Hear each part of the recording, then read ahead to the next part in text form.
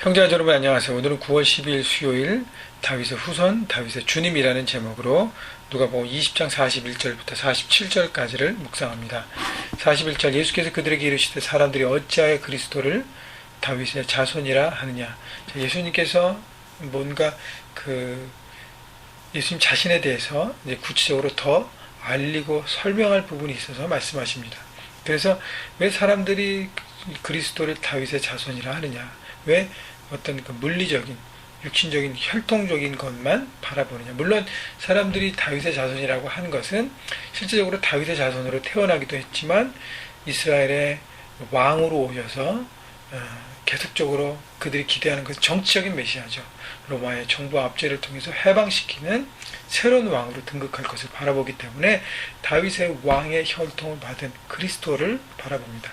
자, 그런데 오늘 41절 전에 어제 말씀 보면 예수님은 사두개인과 부활에 대한 나눔을 하십니다. 그래서 사두개인은 부활에 대한 지식이 편견을 갖고 편협하게 하고 있고, 또 이스라엘 백성들도 전통과 혈통에 따라서 모든 지식이 이렇게 편협해졌습니다. 그래서 편협한 지식을 갖고 있는 유대인들에게 진리를 올바르게 가르치고 그 다음에 제대로 된 하나님의 진리를 품고 알게 하기 위한 것이 바로 예수님이 이 땅에 오신 목적이고 또 그것을 가르치십니다. 그래서 예루살렘에서 그 다윗과의 관계를 구체적으로 설명하신 것이죠. 그래서 유대인들은 예수님을 다윗의 자손이라만 부르고 혈통과 육신적인 다윗의 자손인 것만 바라봤습니다. 그러나 예수님은 다윗과의 영적인 관계를 지금 말씀하고 계십니다. 42절 시편에 다윗이 친히 말하였으되 주께서 내 주께서 이르시되 주께서 내 주께 이르시되 하나님이 내 주께 하나님이 주님 그리스도에게 이르시되 내가 내 원수를 내 발등상으로 삼을 때까지 내 우편에 앉으라 하셨도다 하였는지라. 하나님이 예수님을 하나님 옆에 보좌에 다스리신 왕으로 함께 다스리고 통치하는 권리와 능력과 모든 것을 주시고 함께 하셨다는 것을 바라봅니다. 이것을 누가 고백했어요? 다윗이 하나님과 예수 그리스도를 주님으로 고백하고 바라봤다는 것입니다. 44절 그런즉 다윗이 그리스도를 주라 칭하였으니 어찌 내가 그의 자손이 되겠느냐 하시니라. 자, 예수님은 자신이 하나님의 아들인 것을 천명하신 것이에요. 하나님의 아들이다. 내가 육신과 혈통적으로 다윗의 자손이 맞지만 거기에 너희들이 머무르면 안 되고 나를 하나님의 아들 예수 그리스도로 바라봐야 된다. 다윗도 주로 고백한 바로 하나님 아들임을 선명하신 것이죠. 자, 예수님은 거기서 또 의미해서 이스라엘 백성들이 아브라함의 자손이고 이삭과 야곱의 자손이라고 고백하는데 맞는 얘기예요. 다윗의 자손도 맞는 얘기예요. 바로 예수님이 아브라함과 이삭과 야곱의 자손이지만 그들의 주님이 되십니다. 다윗의 주님도 되시는 것이에요. 그래서 바로 하나님의 아들 구원자 되심을 선포하고 하나님의 아들로 주님으로 바라보고 믿어야 한다는 것이죠. 그래서 예수님은 우리의 믿음과 예배의 대상임을, 우리의 삶의 주인 되심을 바라보고 나갈 때만 주님과 올바른 관계가 맺어지는 것입니다. 내 삶에서 주님을 그냥 선생님처럼 또 선지자의 한 분처럼 그냥 또 내 삶의 파트너처럼 이렇게 내가 편한 대로 움직이면 하나님과 올바른 관계를 맺을 수 없습니다. 하나님이 내 삶의 주인 되셔야 합니다. 주권을 인정하고 바라보는 하나님 나라를 살아가시기를 주님의 이름으로 축원합니다. 45절 모든 백성이 들을 때에 예수께서 그 제자들에게 이르시되 46절 긴 옷을 입고 다니는 것을 원하며 시장에서 문안받는 것과 회당의 높은 자리와 잔치의 윗자리를 좋아하는 서기관들을 삼가라. 자, 예수님은 서기관들에 대한 것에 서기관들이 잘못된 삶을 살고 있음을 말씀하십니다. 어저께는 사두개인이었어요. 그죠? 오늘은 서기관입니다. 서기관들이 왜 그러냐면 서기관들은 말씀 전문가예요.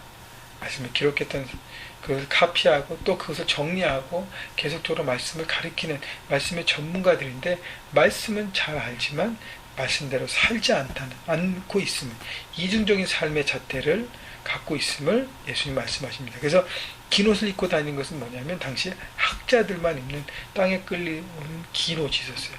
화려한 장식을 하고 결국 내가 학자다, 내가 서기관이다 드러내고 있는 것이죠. 자, 그래서 속사람이 아닌 옷으로 높임 받으려고 하는 삶. 그것이 바로 서기관의 삶의 모습이에요. 겉으로만 치장하는 것. 여러분, 혹시 여러분도 말씀 묵상하면서 나는 내 속사람의 어떤 영적인 부유함보다 겉으로 치장하고 드러내는 것에만 집중하지 않는가? 시장에서 문안받는 것, 회당의 높은 자리와 잔치 윗자리 좋아하는 것, 인정받고 인사받고 대접받는 것만 좋아하는 것이죠. 다른 사람이 자기를 섬기기만 기대하는 것. 자, 그렇기 때문에 이들의 신앙은 가짜라는 거예요. 포장되고 이렇게 난척하고 보여지고, 여러분, 우리가 리더의 자리로 가면 갈수록 이 부분을 조심해야 합니다. 47절, 그들은 과부의 가산을 삼키며 외식으로 길게 기도하니 자정에 대해서 불투명하게 살고, 그 다음 특별히 과부의 가산이나 어려운 사람들의 돈도 이렇게 함부로 사용하고, 외식으로 길게 기도하니 기도도 보여지게 하는 것이죠. 진심을 하나님을 향한 기도가 아니라 다른 사람에게 보여지고 드러나는 기도에 집중합니다. 결국 거품 신앙이고 가짜 신앙이에요. 이렇게 높아지려는 마음, 가짜의 마음에는 하나님의 은혜가 흐르지 않습니다. 늘 얘기하죠. 하나님은 낮은 자리에 물이 흘러내리듯이 하나님의 은혜가 흘러내립니다. 우리의 목이 곧고 사람들에게 인정만 받으려고 하고 대접만 받으려고 하고 섬김만 받으려는 이 모습, 특별히 리더들로 영적인 어떤 많은 것들을 맡은 사역자로 많은 신앙의 오랜 연륜을 통해서 하나님의 앞에 제자로 성숙한 또 훈련받는 사람으로 가는 사람 중에서 이렇게 살아가면 결국 뭐예요? 47절 하반절, 그들이 더 엄중한 심판을 받으리라 하시니라.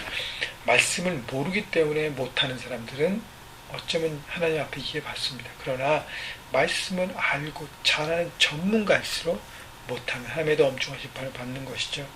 여러분, 오늘 이 말씀을 깨달으시고 붙잡으시고 과연 나는 어떻게 살고 있는가, 말씀대로 살고 있는가, 말씀이 내 삶에 얼마나 많은 퍼센티지를 되는가를 돌아보시고, 여러분, 높은 곳에 자꾸 높아지는 것에, 인정받는 것에 마음을 두지 않고 정말로 낮아져서 하나님의 뜻을 이루는, 묵묵히 삶 현장에서 그렇게 이루어지는, 그렇게 이루어가는 여러분 모두가 되시기를 주님의 이름으로 축원합니다.